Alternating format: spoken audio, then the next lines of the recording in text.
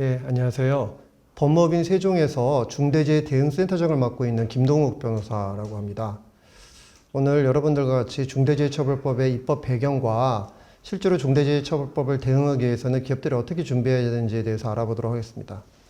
일단은 목차로는 중대재해처벌법의 제정 배경, 그 다음에 제정의 영향 등을 먼저 살펴본 다음에 중대재해처벌법이 어떤 내용으로 이루어져 있는지를 살펴본 후 기업들의 준비 사항과 기업 각 구성원들이 어떤 역할을 해야 되는지에 대해서 알아보도록 하겠습니다. 먼저 중대재해처벌법의 제정입니다. 가장 중요한 내용이라고 할 수 있습니다. 중대재해처벌법을 이해하시기 위해서 가장 중요한 것은 중대재해처벌법이 기존 법하고 어떻게 다른지를 아는 것입니다. 기존에도 우리나라에는 많은 안전보건 관련 법령들이 있었습니다. 그리고 그런 것들을 지키는 기업의 조직들도 있었고 또 그것들에 종사하는 많은 전문가들도 있었습니다. 그럼에도 불구하고 중대재해처벌법이 왜 제정됐는지 그 배경을 이해하셔야 되고요. 이렇게 배경을 이해하셔야지 우리가 어떻게 대응할 수 있는지에 대해서 답이 나옵니다. 먼저 기존 법령과 비교를 한번 보시면 기존 법령은 현장 중심 규제였고 실무자 처벌이었습니다. 예를 들어서 어떤 회사가 공장을 운영한다고 하면은 안전보건 관리를 함에 있어서 공장 단위로 항상 안전관리가 됐습니다. 그래서 그 책임자는 공장장이 됐겠죠. 그러다 보니까 공장에서 안전사고가 나게 되면 공장장을 처벌을 하게 되고 또 실무자들을 처벌하게 되는 이런 체계였습니다. 근데 중대재해처벌법은 이 두 가지에 대해서 범위를 넓히고 규제를 강화한 것입니다. 첫 번째로 현장 중심이 아니라 기업 경영 전체적으로 안전관리를 해라라는 법이 중대재해처벌법입니다. 이렇게 생각하는 이유는 물론 사업장 단위에서 안전관리를 하는 것도 효율적일 수는 있지만 그러다 보면 서로 자기 사업장의 좁은 범위에서만 생각을 하게 되고 기업 전체적인 어떤 안전관리 체계를 짜는 데는 부족할 수 있다라는 비판들이 있었습니다. 이러한 것들이 중대재해처벌법에 반영이 된 것입니다. 또 하나 더 중요한 것은 이렇게 공장장한테 모든 걸 맡겨놓다 보니 공장장의 실적이나 그 다음에 자기의 어떤 생산성 이런 것만 보고 상대적으로 안전경영이나 이런 데에 둔감한 경우들이 있다라는 것입니다. 그래서 이 모든 것들을 기업의 경영 책임자라고 할 수 있는 경영 책임자 개념이 뒤에서 지금 논란이 됩니다. 그건 다시 말씀을 드릴 텐데 일반적으로 대표이사로 해석이 되고 있고 기업의 경영을 책임지는 대표이사가 책임지고 기업 전체의 안전관리를 살펴라 라는 법이 중대재해처벌법입니다. 그리고 이 배경에는 실무자들만 처벌을 받았기 때문에 그 기존에는 안전사고가 나도 실무자들만 처벌을 받았기 때문에 대표이사가 무관심하다. 또 이 안전관리라고 하는 게 기업의 그 영리활동과 직접적인 관련이 없다고 경영자들이 생각을 해서 안전관리에 대해서 실무자들이나 공장장들이 어떤 예산 투입을 요청하거나 할 때도 무시하는 경우가 있었다. 기업들이 이윤 추구만을 하고 너무 영리만 추구하고 이런 안전관리에 무관심하다. 이런 비판들이 있었습니다. 그러한 배경하에 중대재해처벌법이 제정이 된 것입니다. 그래서 중대재해처벌법은 딱 두 가지가 키워드입니다. 첫 번째, 기업 전체적으로 대비를 하라. 두 번째, 경영 책임자, 대표이사가 대비하라. 이 두 가지라고 보시면 되겠습니다. 중대재해처벌법이 제정된 영향을 한번 보시면요.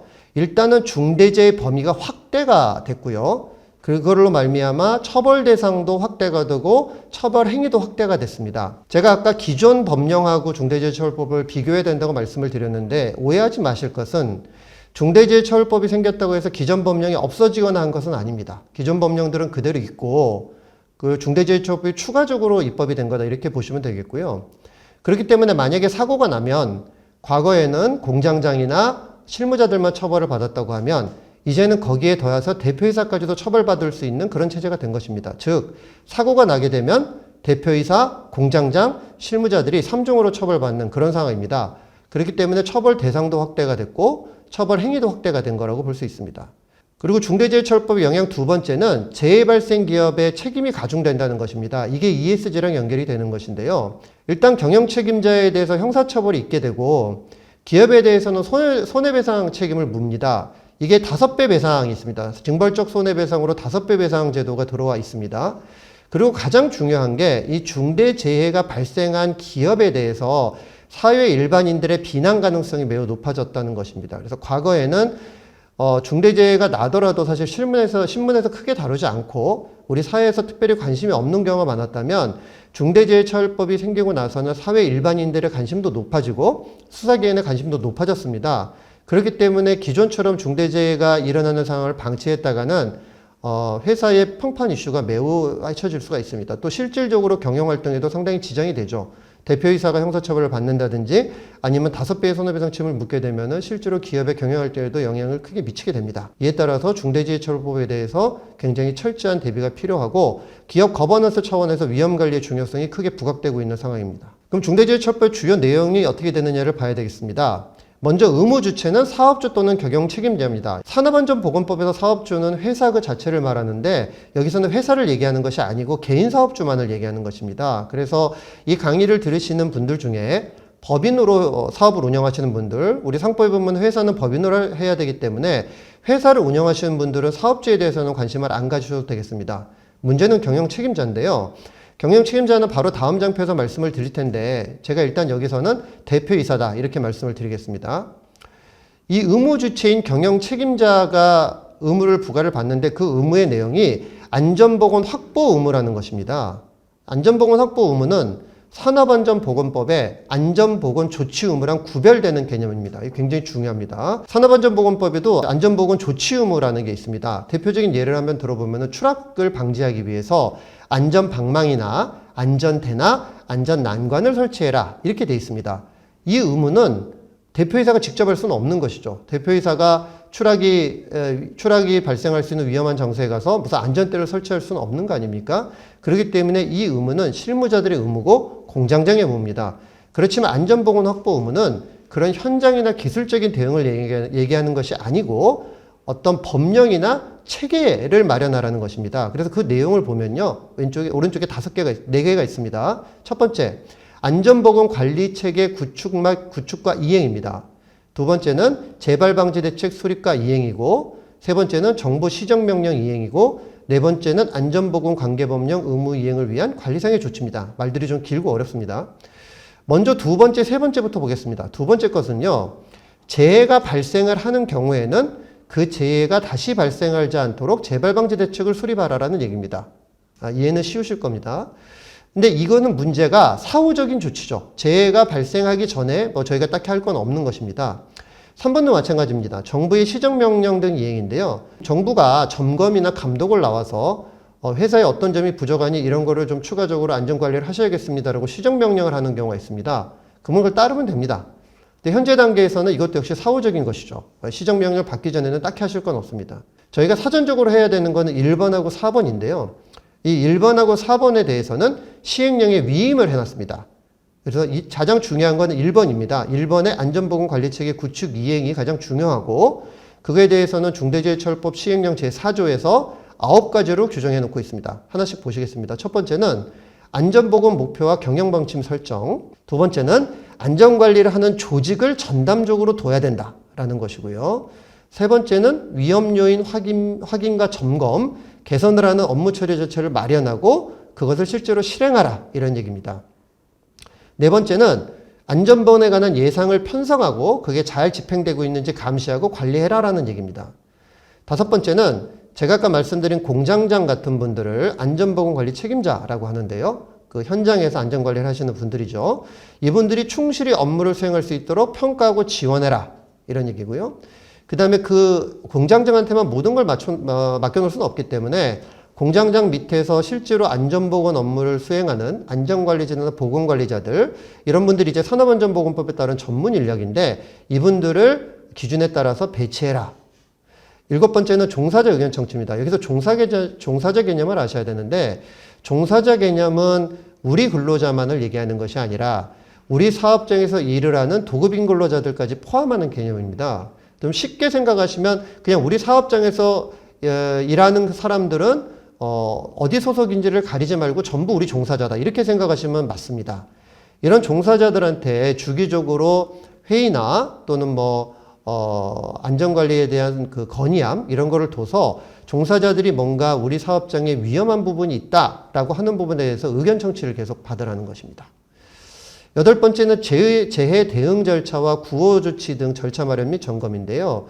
이 부분은 이제 사고가 나기 전에 사고를 예방하기 위해서 매뉴얼 같은 걸 만들라는 얘기입니다. 그래서 사고를 어떻게 예방할 것인지 또 사고가 났을 때 그 사고의 처리를 어떻게 할 것인지 이런 것들을 대비하기 위해서 미리 매뉴얼을 만들어 놓으라는 얘기입니다.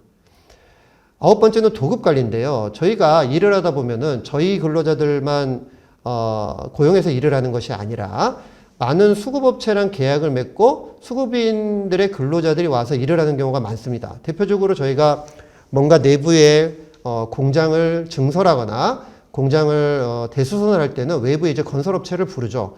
그러면 그 건설업체가 고용한 근로자들이 들어와서 우리 사업장에서 일을 하게 됩니다.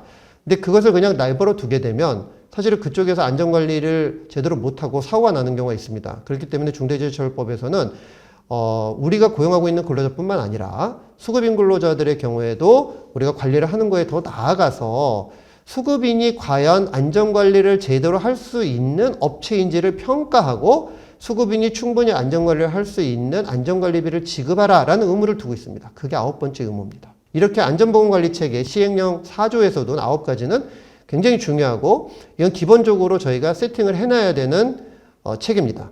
그리고 이렇게 세팅이 된 다음에는 시행령 5조에서 규정하고 있는 관리상의 조치를 이행해야 됩니다. 관리상의 조치는 먼저 관계법령 의무 이행 여부 점검 및 보고입니다. 보통 반기별로 한 번씩 하도록 되어 있는데요. 제가 아까 말씀드린 산업안전보건법 같은 관계법령에서 여러 가지 의무를 정하고 있습니다. 그 의무가 과연 제대로 이행되고 있는지를 위에서 마련한 예산과 조직을 가지고 점검하라는 얘기죠. 그리고 그 점검 결과 의무 이행을 위한 인력이나 예산 등이 부족하다고 하면 그걸 보완을 해야 되고요. 또 이런 의무와 더불어 가장 중요한 것이 우리 안전관리에 가장 중요한 것이 교육입니다. 그렇기 때문에 유해 위험 작업, 안전교육 이런 것들을 철저히 하고 그게 제대로 되고 있는지를 보고를 받으라는 얘기고요. 그 다음에 그게 충분히 이루어지기 위해서 부족할 때는 인력과 예산을 또 지원하라 이런 얘기입니다. 이렇게 많은 의무가 있고 잘 보시면 알겠지만 이게 경영 책임자 차원에서 전체적으로 인력을 마련하고 예산을 투입해야 되는 것이기 때문에 현장에서 기술적으로 어떻게 안전관리를 해야 하는지하고는 거리가 멉니다. 그래서 중대재해처벌법 바라보시는 관점은 우리가 기존의 안전관리를 하던 방식, 기술적, 현장 중심의 시각을 탈피해서 전사적으로, 행정적으로 관리해야 된다. 이것이 가장 키워드가 되겠습니다. 이렇게 열심히 해놓고 사고가 난다. 그건 면책입니다. 그런데 이런 것들을 안 하고 사고가 나게 되면 굉장히 중한 처벌을 받게 됩니다. 사고의 대표적인 것은 사망인데요. 이런 사망이 되게 되면 1년 이상의 징역이나 10억 원 이하의 벌금이라는 굉장히 큰 형벌에 처해지게 됩니다. 그리고 이 형벌의 대상은 다름이 아닌 대표이사입니다. 그렇기 때문에 물론 여기에 제가 이제 장표로해서 간략하게 한 것이 있는데요. 뭐 법인도 처벌을 받고 손해배상 의무도 있고 합니다. 근데 기본적으로 가장 중요한 게 대표이사 처벌이니까 대표이사님이 이런 처벌을 받지 않도록 항상 신경 써서 관리를 하셔야 됩니다. 중대재해는 크게 두 가지가 있는데요. 중대산업재해하고 중대시민재해가 있습니다. 이 개념만 알아두십시오. 왜냐하면 이게 중대시민재해하고 중대산업재해가 조금 이제 규정들이 많이 다른데요. 시간 관계상 모든 걸 다 다룰 수는 없고 가장 많이 일어나는 중대산업재해 위주로 봅니다. 중대산업재해는 산업안전보건법에서 정한 산업재해 중에 이런 아래와 같은 세 가지 형태의 재해를 말하고요. 그 보호 대상은 아까 제가 말씀드린 종사자입니다. 우리 회사에 들어와서 일하는 모든 사람. 이렇게 보시면 되겠고요.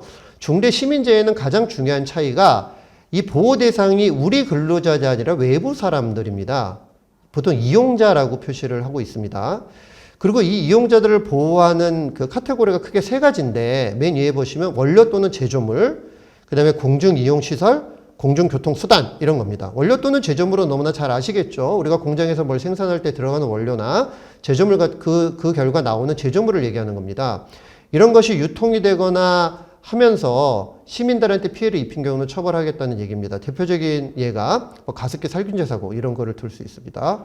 두 번째는 공중이용시설인데요. 공중이용시설은 다중의 사람들이 모이는 장소가 어떤 결함으로 말미암아 거기서 사고가 나면은 책임을 묻겠다는 것입니다. 대표적인 게 삼풍백화점 붕괴 사고 이런 걸 생각하시면 되겠습니다. 공중교통수단은 뭐 잘 아시겠지만 우리가 타고 다니는 교통수단을 얘기를 하고요. 그 교통사단의 결함으로 말미암아 사고가 나는 경우를 얘기합니다. 대표적인 예가 세월호 사건이라고 생각하시면 되겠습니다. 이런 중대시민재해는 특징이 중대산업재해는 굉장히 많이 발생이 되는데 우리가 인지하지 못하고 있는 경우도 굉장히 많이 있습니다. 중대산업재해가 몇백 건씩 1년에 발생을 하는데요. 여러분들이 그 몇백 건 발생하는 걸 기억을 못 하시잖아요.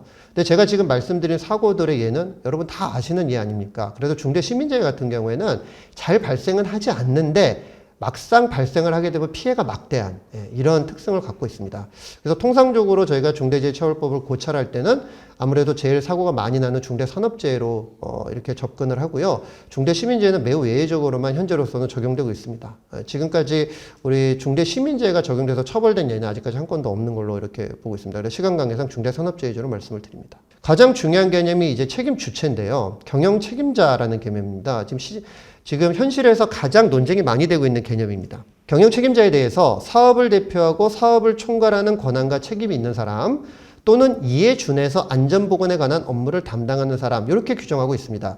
그 밑에도 뭐 내용이 있지만 이거는 주로 공공부문을 얘기하는 거기 때문에 크게 지금 문제가 될 것 같지는 않고요. 일반 사기업체는 제가 지금 말씀드린 사업을 대표하고 사업을 총괄하는 권한과 책임이 있는 사람 대표적인 예가 누굽니까? 이게 대표이사입니다. 또는 이에 준해서 안전보건에 관한 업무를 담당하는 사람 이 두 가지가 어떻게 관계가 되느냐 이게 가장 문제가 됩니다. 많은 기업들이 이렇게 고민합니다. 우리 대표이사가 안전관리도 잘 못하신다. 잘 모르신다. 전문가가 아니시다. 그럼 우리는 안전관리를 할 수 있는 책임 있는 임원을 선임하겠다. 한 전무급이나 부사장급을 선임하고 그분들을 보통 CSO로 임명을 합니다. 안전관리 총괄 책임자죠. 그리고 그분이 회사의 안전보건에 관한 상황을 전체적으로 담당을 합니다.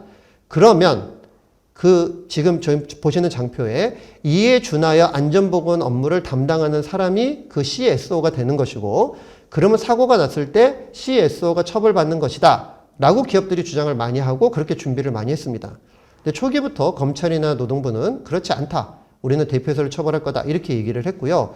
지금도 역시 그렇게 가고 있습니다. 자, 노동부와 검찰의 태도가 맞는지 틀리는지는 차치하고 현실적으로 지금 사고가 나게 되면 기본적으로 대표이사를 처벌하지 CSO를 처벌하지가 않습니다. 그렇기 때문에 단순히 CSO를 뒀다는 이유로 우리 대표이사는 안전하다 이런 생각은 버리셔야 됩니다.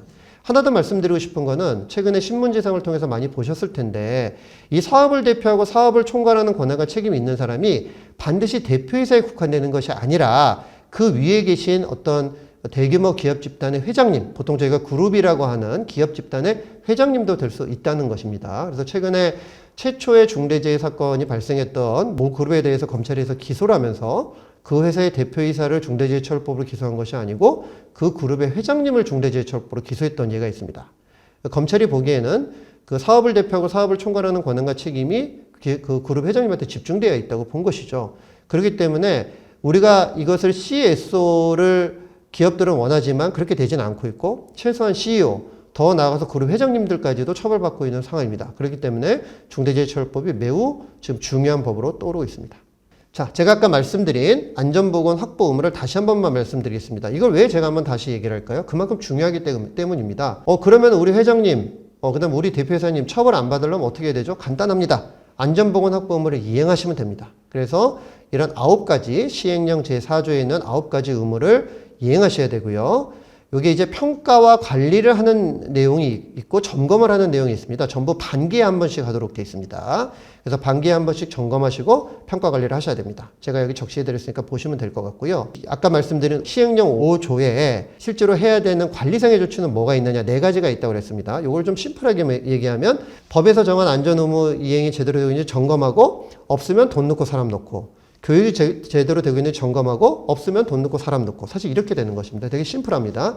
이건 역시 반기 1회 이상 점검해가지고 보완을 해야 된다. 이렇게 보시면 되겠습니다. 자, 그럼 이걸 어떻게 준비를 할 것이냐. 좀 역할을 나누셔야 됩니다. 역할을 나누셔가지고 일단 경영 책임자가 하셔야 되는 게 있어요. 대표적인 게 목표 및 경영 방침의 수립입니다.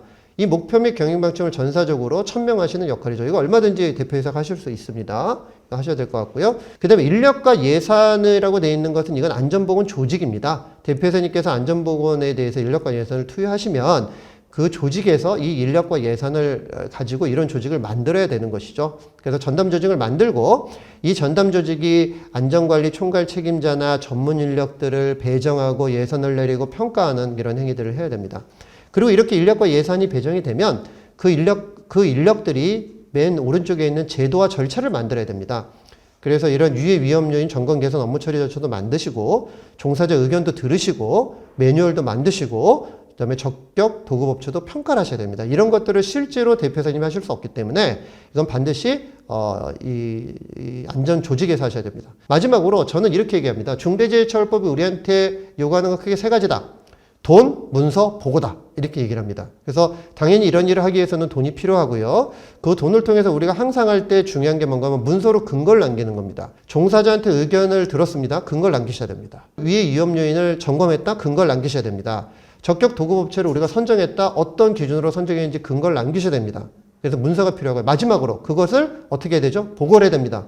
누구에게? 경영 책임자에게 보고를 하셔야 됩니다. 이게 대표이사님이 직접 하실 수 있는 업무가 아니기 때문에 대표이사님이 보고를 받으셔야 되고, 만약에 대표이사님이 보고를 안 받으시면 서록 실무자들이 했다 해도 이것은 경영 책임자님께서 의무를 이행하지 않은 것이 됩니다. 그래서 반드시 문서를 작성하셔서 이거를 보고를 하심으로 말미암아 대표이사님이 의무를 이행한 것으로 평가될 수 있도록 해야겠습니다. 이상 부족한 강의를 마치도록 하겠습니다. 감사합니다.